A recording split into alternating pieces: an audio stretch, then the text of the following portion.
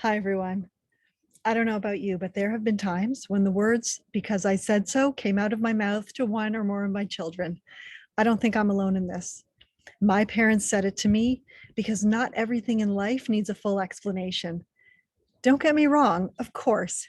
I give my kids reasons for the various things I ask of them, but there are times in our lives when we do things without complete understanding, when our trust and our faith kicks in. Welcome back to Torah in 10. I'm Jody Burkell, and this week, like every week, we bring Jewish wisdom to life for our life.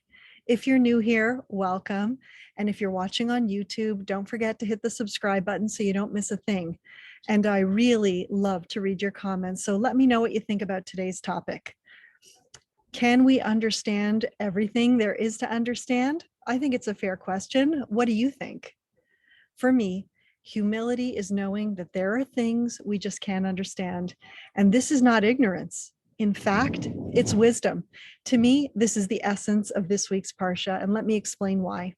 The Parsha begins with, "This is the decree of the Torah," and then it describes the mitzvah of the para aduma, a red heifer or a red cow. It's known to be one of the hardest mitzvahs to understand.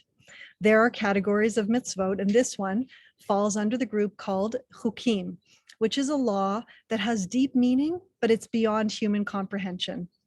During temple times, this mitzvah was performed as a purification process for someone who came in contact with a dead body. What's puzzling is that this process of purifying one person simultaneously made the other person impure. I asked myself, why does the Torah say that this is the decree of the Torah and not this is the declaration of the red heifer? The answer teaches us a profound life lesson. Even as the laws of this mitzvah are beyond human comprehension, so too are all the laws of the Torah, even the laws called mishpatim, the laws that appeal to our human intellect, which make sense to us, like don't steal, don't murder, or don't gossip. They too have elements that are beyond us. For many people, this is a real roadblock in their Judaism. I've had many conversations with people who struggle in this area, and it's understandable. I totally get it. Why would I do something I don't understand? But the truth is, we do this all the time. When we go to the doctor and they prescribe a medication for us, do we truly understand how it works? Most of the time we don't, but we trust the doctor and take the medication. It takes humility to know that we are finite beings and God is infinite. We can't possibly hope to fully understand the infinity of God. The great Hasidic master, the Kotzker Rebbe, said, "I would never serve a God I understood." This teaching has been ingrained in me. Many times over the years, people have asked me why I keep kosher or why I keep Shabbat or why I dress in a certain way. And I tell them, you may not like my answer, but I try to keep these mitzvahs because God said so. I can try to explain to them what I've learned over the years. And trust me, I've asked all the questions. I've learned and continue to learn as much as I possibly can to try and understand the why behind my life choices. Because of course, I want to better appreciate the beauty, the depth, and the blessings of the Torah. And I encourage each one of you to do the same. But when it comes down to it, their true meaning is beyond our grasp. As my teacher, Adrian Gold, taught me, when you understand that you can't understand everything there is to understand, then you understand. Ultimately, if our relationship with God and our observance of His commandments are to stand the test of time, they must be rooted in unwavering faith, not blind faith. That's not Judaism. A faith that's based on a trust and a track record. I don't trust my husband because he says, trust me. I trust my husband because he has shown me over and over again that I can trust him. It's the same with all our relationships, including God. Why is this such a meaningful idea? Because so much of life is confusing.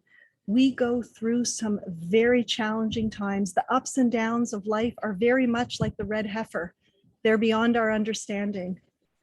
Often, when we go through a challenge, or we see some very awful things happening in the world around us. What do? We try to understand them, but it's not our business why God does what he does. That's his job. In other words, it's not our job to understand why bad things happen to good people. It's our job to help when bad things happen to good people. We may not understand why people are suffering or why we're going through a challenge, and we can and should self-reflect. Perhaps there are actions we can take to make our situation better. But if we wait for understanding, we'll be waiting for a long time, and it can paralyze us. We can't always understand things, but we can always respond. We have the ability to do something to help ourselves and others. When it comes to our actions, why we do the things we do, we're encouraged to dig in and try to learn and understand as much as we possibly can. But we don't need full understanding to take action. When we understand our limitations, we are human beings, and as intelligent and awesome as we are not God. This perspective will help us go through life with its ups and downs, with humility and with strength. I can't even tell you how much this idea has helped me in my life. I hope it will help you too. Wishing you all a Shabbat Shalom.